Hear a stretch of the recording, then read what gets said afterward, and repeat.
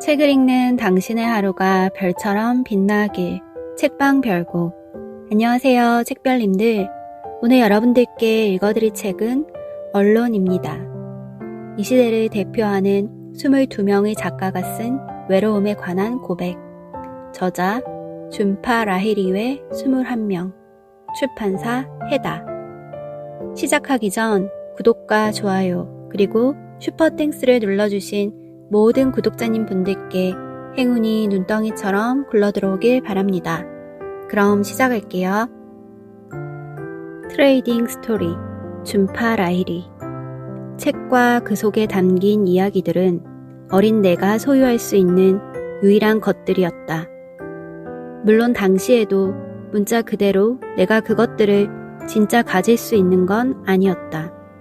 사서로 일했던 아버지가 공유 재산에 대한 강한 신념을 가졌기 때문일 수도 있고, 나의 부모님이 아이에게 책을 사주는 일을 사치스럽게 생각했기 때문일 수도 있다.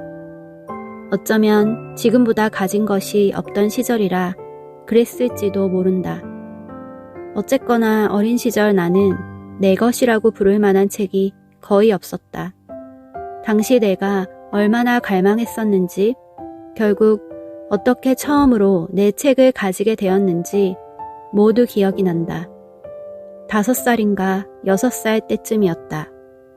10cm 정도 되는 작고 네모난 책이었는데 제목은 친구를 찾으려고 괜히 애쓸 필요 없어 였다.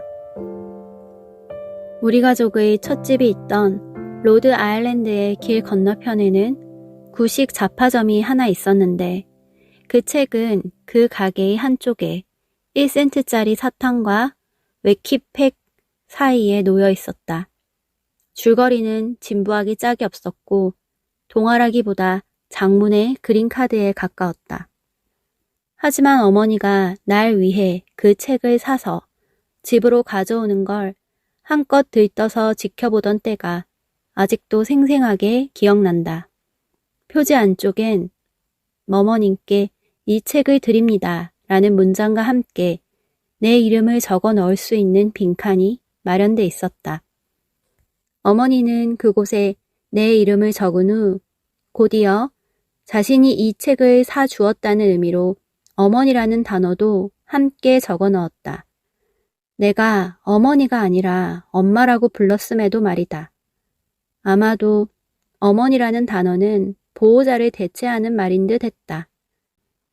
당시 어머니가 내게 주었던 그 책은 40여 년이 흐른 지금까지도 여전히 어린 시절 내가 사용하던 방의 책장 위에 보관되어 있다. 물론 우리 집에 읽을 거리가 전혀 없었던 건 아니다.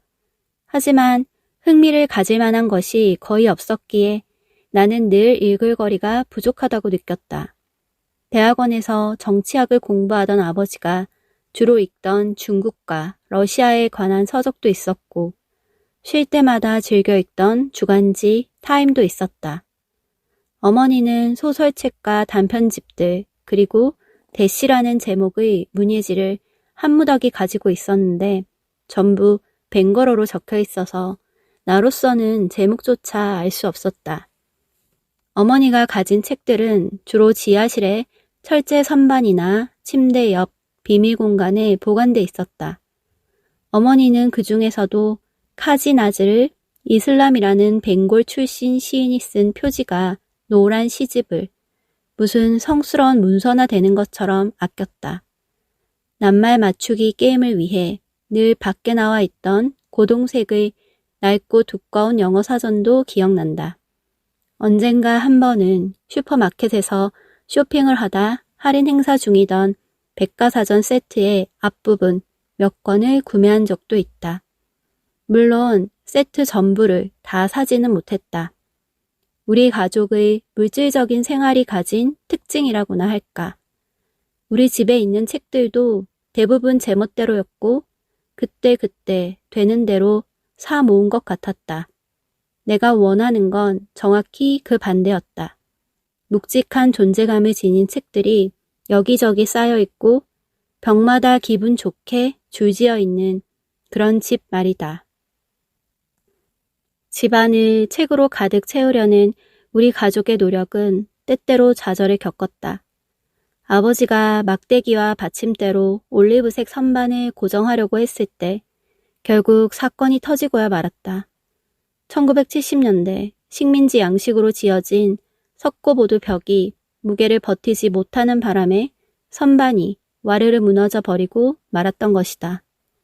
내가 정말 찾고 싶었던 건 부모님의 지적인 삶을 제대로 보여줄 수 있는 흔적들이었다. 어떤 책을 읽었는지, 두 분의 정신세계를 형성하고 영감을 준 것들은 무엇인지, 이런 것들을 여실히 보여줄 수 있는 활자로 인쇄되고 제본까지 마친 증거들 말이다. 책은 부모님과 나 사이를 연결해주는 하나의 통로였다. 하지만 우리 부모님은 내게 책을 읽어주거나 이야기를 들어주진 않았다. 아버지는 소설 같은 건 전혀 읽지 않는 분이었다. 인도 콜카타에서 어린 소녀 시절을 보낸 어머니 또한 분명 당시 좋아했던 이야기들이 있었을 텐데도 내겐 전혀 들려주지 않았다. 처음 내게 큰 소리로 이야기를 들려주었던 사람은 딱 한 번 만나 뵈었던 외할아버지였다. 그때 난 2살이었는데 인도엔 처음 간 거였다. 할아버지는 침대에 누운 채로 나를 가슴 위에 앉혀놓고는 그 자리에서 이야기를 지어내 들려주었다. 사람들 말로는 다른 가족들이 모두 잠자리에 든 이후에도 우리 2사람은 늦게까지 그러고 있었다고 한다. 이야기를 멈추면 안 된다고 막무가내로 고집을 피우는 손녀 덕에 할아버지는 계속해서 새로운 이야기를 지어내야 했던 것이다. 벵골어는 내가 집 안에서 듣고 말한 첫 번째 언어다. 하지만 어린 시절 내가 읽은 책들은 전부 영어로 돼 있었고 주제 역시 대부분 영국인이나 미국인의 삶에 대한 것이었다. 그래서인지 책을 읽는 것만으로도 왠지 남의 영역을 무단으로 침범한 것 같은 기분이 들었다. 나 자신이 책에 그려진 세상에 속하지 않은 느낌이었다고나 할까. 그도 그럴 것이 우리 가족의 삶은 책에 나오는 모습과는 확연히 달랐다.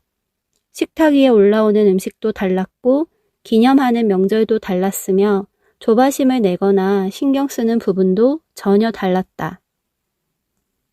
그렇지만 일단 책이 내 소유가 된 후 그걸 읽는 동안에는 이런 것들이 아무런 문제가 되지 않았다.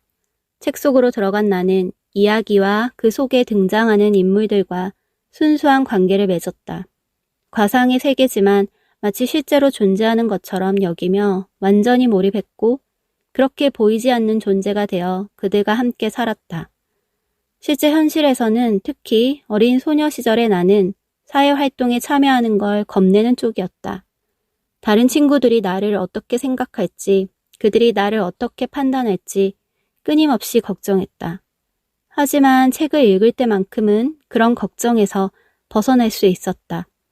이야기 속 가상의 친구들이 무엇을 먹고 있는지, 어떤 방식으로 이야기하는지, 방에는 어떤 장난감이 흩어져 있는지, 이 모든 걸 책을 통해 배웠다. 추운 날이면 난로가에 옹기종기 모여앉아 따뜻한 초콜릿을 마신다는 것도 알게 되었다.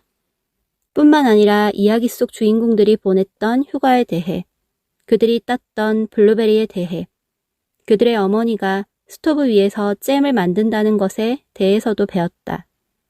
내게 책을 읽는다는 것은 가장 기본적인 감각들을 발견해가는 과정 중 하나였다. 물론 내가 발견한 문화들은 우리 부모님에게는 무척 낯선 것들이었을 테지만 말이다.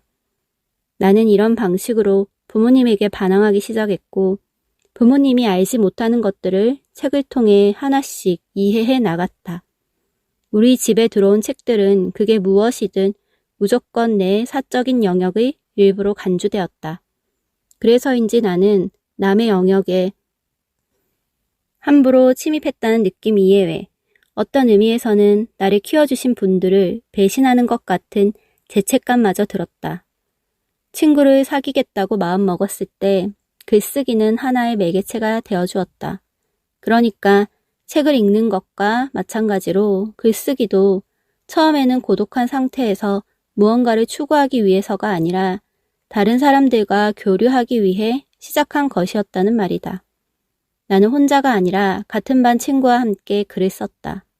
나와 친구는 함께 머리를 맞대고 앉아 인물과 줄거리를 구상했고 페이지를 앞뒤로 넘기면서 각자 맡은 부분을 써 내려갔다. 필적만이 우리 둘을 갈라놓는 유일한 것이었으며 또 누가 어느 부분을 썼는지 구분할 수 있는 유일한 방법이었다. 나는 언제나 맑은 날보다 비 오는 날을 더 좋아했다. 그래야 쉬는 시간에 밖에 나가지 않고 복도에 앉아 글쓰기에 집중할 수 있었으니까. 하지만 나는 맑은 날에도 나무 밑이나 모래밭 가장자리 등 어딘가 앉을 만한 곳을 찾아냈고 그 친구와 함께 때론 한두 명의 친구들을 더 불러서 이야기를 짓는 작업을 계속해 나갔다. 그때 지은 이야기들은 당시 내가 읽고 있던 이야기들을 대놓고 베껴 쓴 거나 다름없었다. 대초원에 사는 가족들, 기숙학교로 보내지거나 엄격한 가정교사한테 교육받게 된 고아 소녀, 초자연적인 힘을 가진 아이들, 옷장을 통해 다른 세상으로 넘나들 수 있는 능력 등등. 독서는 나의 거울이자 작품의 소재였다. 그 속에 파묻힌 채 나는 내 안의 다른 부분을 보지 못했다. 어린 나이임에도 불구하고 급기야 나는 글쓰기에 대한 사랑으로 도둑질까지 하게 되었다. 박물관의 다이아몬드라도 훔치듯 당시 내가 계획을 세우고 규칙을 어기면서까지 손에 넣고 싶어 했던 건 다름 아닌 담임 선생님의 사무용품 캐비닛 안에 들어있던 새 공책들이었다. 선생님은 그 공책들을 가지런하게 쌓아두었다가 받아쓰기나 수학 공부를 할 때 학생들에게 나눠주곤 하셨다. 스테이플러로 고정해 놓은 그 얇은 공책들은 별다른 특징이라고는 없었는데 주로 연한 파랑이나 갈색빛이 도는 노란색이었다. 공책에는 너무 좁지도 너무 넓지도 않은 줄이 쳐져 있었다. 이야기를 짓는데 그 공책들을 사용하고 싶었던 나는 선생님에게 한두 권 정도 달라고 해볼까 하는 대담한 생각을 품은 적도 있다. 그러다 사무용품 캐비닛이 항상 잠겨있는 것도 아니고 딱히 누가 관리를 하는 것도 아니라는 사실을 알게 된 후 은밀하게 공책을 빼돌리기 시작했다. 5학년이 된 나는 저울의 모험이라는 이야기를 지어 작은 상을 받았다. 제목에 나온 것과 똑같은 이름을 가진 화자가 자신을 찾아왔던 사람들과 다른 생명체들에 대해 이야기해주는 내용이었다. 세상의 무게를 감당할 수 없었던 저울은 부서지고 결국 쓰레기 처리장에 버려지고 만다. 나는 그 이야기에 직접 사파를 그려넣었고 주황색 실로 가장자리를 꼼꼼하게 묶기까지 했다. 잠깐 동안이지만 내 책은 대출카드와 카드를 넣는 봉투까지 달린 채 학교 도서관에 전시되었다. 아무도 그 책을 꺼내보지 않았지만 아무래도 상관없었다. 대출카드와 봉투가 의미하는 세상의 인정만으로도 난 충분했다. 부상으로 동네 서점에서 사용할 수 있는 상품권도 받았다. 자신만의 책을 소유하고 싶은 마음이 워낙 컸던 나는 적당한 책을 선택하기까지 무척 힘이 들었다. 서점의 책꽂이 주변을 좋게 몇 시간은 서성거렸던 것 같다. 마침내 칼 샌드버그라는 난생 처음 보는 작가의 책, 루타바가 이야기를 골랐다. 그 책에 애정을 가지고 싶었지만 책에 나오는 캐캐 묵은 위트를 나는 도저히 이해할 수가 없었다. 그럼에도 나는 그 책을 무슨 부적이라도 되는 것처럼 아직도 간직하고 있는데 아마도 처음으로 인정받았던 기억 때문에 그런 것 같다. 이상한 나라의 앨리스가 지하세계에서 날 마셔 라고 적힌 병과 날 먹어 라고 적힌 케이크를 발견한 것처럼 글쓰기로 받았던 상이 내게 준 가장 중요한 선물은 내게 일종의 명령을 내렸다는 것이다. 나는 태어나서 처음으로 머릿속에서 이런 목소리를 들었다. 글을 써. 하지만 사춘기에 접어들고 하나 둘 나이를 먹으면서 글쓰기에 대한 나의 열망은 늘어가는 세월에 반비례하듯 꺾여가기만 했다. 물론 이야기를 지어내고 싶은 충동은 여전했지만 스스로에 대한 의구심이 그 욕구를 약화시키기까지 했다. 그래서인지 유년 시절의 후반기를 거치는 동안 글쓰기라는 유일한 위안거리는 내게서 서서히 멀어져 갔고 예전엔 거의 본능에 가깝던 행동이 마침내 손대기도 힘든 일이 되고 말았다. 나는 창의적 글쓰기는 내가 아닌 다른 사람들 몫이라고 자신을 설득했다. 그렇게 7살 때 내가 가장 사랑했던 글쓰기라는 행위는 17살이 됐을 무렵 가장 무섭고 겁나는 자기 표현 방식으로 전락하고 말았다. 나는 글쓰기보다 음악을 연주하고 무대에서 연기하는 걸 더 좋아하게 되었고 작곡하는 법과 대본을 암기하는 법에 더 열중했다. 글 쓰는 작업들도 계속하긴 했지만 저널리스트를 꿈꿨기에 주로 에세이나 기사를 쓰는데 에너지를 쏟았다. 대학교에 입학한 후에는 문학을 공부하며 영문학 교수가 되겠다고 마음먹었다. 21살 무렵이 되자 내 안에 간직된 작가라는 꿈이 마치 방 안에 갇힌 한 마리의 파리처럼 느껴졌다. 살아있긴 하지만 하찮은 어떤 목적도 가지지 않은 그게 있다는 걸 인식할 때면 언제나 불안해지는 하지만 대부분의 시간에는 나를 혼자 내버려두는 그런 파리 말이다. 다른 사람에게 인정받지 못할까봐 두려워하는 그런 단계까지 나아간 것도 아니다. 나의 불안감은 매우 조직적이고 선제적인 성격을 띠었다. 내가 아닌 다른 사람에게 기회가 가기도 전에 내가 먼저 나 자신을 거부해버리는 식으로 말이다. 나는 대부분의 인생 동안 다른 사람이 되고 싶어 했다. 바로 이것이 내가 가진 딜레마의 핵심이었다. 나의 창의성이 그토록 정체되었던 이유도 이 때문이라고 나는 믿었다. 나는 언제나 사람들의 기대에 부합하지 못했다. 이민자인 부모님, 인도인 친척들, 미국인 친구들, 그리고 무엇보다 나 자신에게 말이다. 내 안에 존재하는 작가는 자기 자신을 편집하고 싶어 했다. 상황에 따라 이런 건 좀 더 덧붙이고 저런 건 좀 줄이는 식으로 그렇게 하면 내게 붙은 별표를 지어나갈 수 있을 테니까. 내가 길러진 방식은 두 개의 반구가 혼합된 것이라서 이교적이면서도 복잡했다. 그래서인지 좀 더 평범하고 조심스러운 방식이었으면 하고 바라기도 했다. 나는 눈에 띄지 않는 평범한 사람이 되고 싶었고 남들처럼 보이고 싶었고 남들처럼 행동하고 싶었다. 독특한 과거를 지닌 채 그것과는 다른 미래를 갈망하는 존재. 내가 그토록 연기의 유혹을 느꼈던 것도 이런 욕망 때문인지 모른다. 나의 정체성을 지우거나 다른 사람의 정체성을 빌리는 행위에서 나는 깊은 안도감을 느꼈다. 자기 자신이 되고 싶지 않은 사람이 어떻게 자신 안에 담긴 것을 정확히 표현해 내는 작가가 될 수 있겠는가. 나는 태생부터가 적극적인 사람과는 거리가 멀었다. 나는 지침을 내려주거나 영향력을 지닌 사람들에게 의지하는 데 익숙했고 때로는 삶의 가장 기본적인 실마리조차 그들에게서 얻었다. 하지만 이야기를 쓴다는 건 인간이 할 수 있는 가장 적극적인 행위 중 하나다. 소설을 쓴다는 건 실제와 거의 다름없는 것을 새롭게 구성해내고 다시 배열하고 재조직해내는 지극히 의도적인 행위다. 심지어 실력이 형편없고 신뢰가 가지 않는 작가들에게서도 이런 의지는 발견되기 마련이다. 작가가 된다는 것은 내 말을 들어봐 라고 말하는 것. 이렇게 듣기에서 말하기로 한 단계 도약하는 것을 의미한다.